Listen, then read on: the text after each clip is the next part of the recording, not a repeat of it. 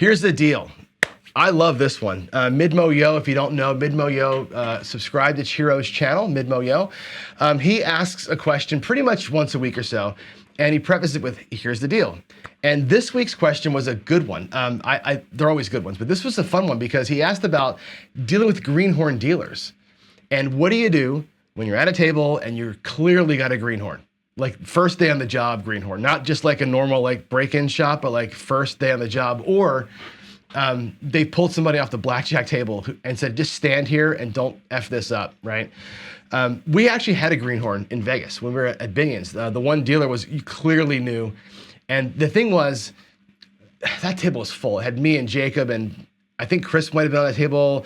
Mike, 85 Bears was on that table. There was probably 15 people around this table. This poor woman was so brand new. We were helping her with every bet. Like, you know, put the bet out there. She was struggling with it, and the box was trying to help her out. The problem was all the players knew the payouts because we're all, you know, players. I found it to be distracting, really distracting when everybody's like, when it was their turn to get paid, telling her how much to pay them. Like, that's not your job, that's the box's job to make sure that it gets paid right. If it gets paid wrong, you can take care of it at that point. Let the box deal with it. I had a situation up at my local casino maybe 6 months ago, maybe longer now, I don't know when it was. But I was playing, and there was a guy at the hook who was from Vegas, but he was from Seattle. He had moved to Vegas, now he's back with his grandkids. He was telling us all these stories. He was a nice enough guy for the most part, but we had a greenhorn dealer there, and he was in her grill the entire time. Like, honey, get it with your left hand with the red chips and the green chips with the right hand. And he was telling her like how to make the moves as a player. And like, dude, like shut up. Like it ain't your job, right? And to me, it just feels like you're just trying to show off how great of a fucking crap stealer you are. That's BS, right? I think when you're trying to assert your dominance over somebody from the player side of thing, you're wrong. You're wrong. It ain't your job. You ain't getting paid for it. Let them deal with it, right? They're a greenhorn. They got somebody there to train her. She's being watched. They're being helped by the box. Let them do their job. You just sit there and thank God that for the next 3 minutes, you're not giving them any damn money, right? To me, I'll take 3 minutes off. Like, hey, let's relax a minute. Let's not keep donating for a few seconds here. Right? Let them deal with it.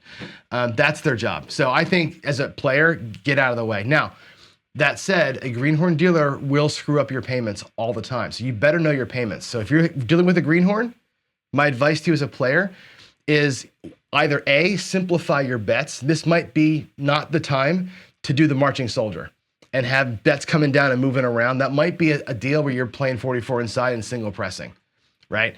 Think about the strategy that you're playing based on the capability of that person. You have a lot of ways to play, folks. Just that might be a thing for you to consider. But know your payments.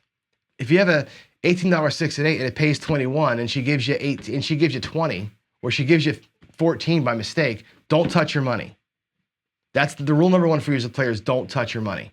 So if you know what you're expecting and what you see is not what you expected to get back, you need to highlight to the box, hey, payment's incorrect, and don't ever touch your money. Let them touch your money. As soon as you lay hands on the money, it's your money. And the camera can't see it, and all bets are off, right? You're gonna get what you get, then it becomes a fight. So if they screw it up, don't touch it till you know it's right. Know what you expect to get back. You gotta know what you expect to get back from all your bets that are out there. Anyway, it's good practice. With a new dealer especially, know what's coming back and don't touch your money. That's all I got to say about that. Let them deal with it. They're getting paid to deal with it. You're just happy to be there, right? You just enjoy the show. That's your job is to be a player and enjoy the show and shut up. And that's that. So here's the deal. Let the casino deal with their player, with their dealers. All right. Cool. Let's move on then. Hope that helps. Ciro. Oh, good. You like my answer. Good. Cool. I think that's a great question, dude. I love, Ciro, that you're doing this every week. I think these questions are good thinkers, and it's good to kind of revisit some of the things that you just take for granted sometimes because you're on autopilot. I think it's good to have that. So I think, let's see, I think somebody was saying, who was it Louis? That was saying they're doing like training tables in Atlantic City now, like $5 minimum bet training tables. So you go there and it's greenhorns, right? But you're the whole point of you being there is to stress test them a little bit. That might be a little different where making the harder bets, but again, let them hammer it.